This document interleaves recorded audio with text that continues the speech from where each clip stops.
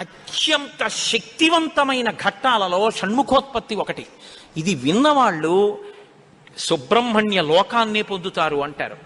అంత శక్తివంతం. ఇది శ్రీరామాయణంలోనే అత్యంత శక్తివంతమైన పరమాద్భుతమైనటువంటి ఘట్టములలో ఒకటి.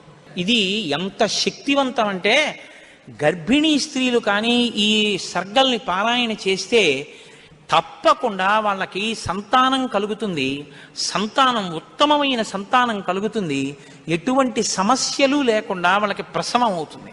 గంగానది ఆవిర్భావం గురించి చెప్తూ అత్యద్భుతమైనటువంటి ఘట్టాన్ని ఒకదాన్ని ఇప్పుడు రామచంద్రమూర్తితో విశ్వామిత్ర మహర్షి చెప్తున్నారు. నాయనా రామా, నీకు అంగదేశం గురించి చెప్పాను. మన్మధుడు కాలిపోయాడు. తర్వాత పార్వతీ పరమేశ్వరులకి వివాహం అయింది. ఎలా అయింది మరి మన్మధుడు లేకుండా?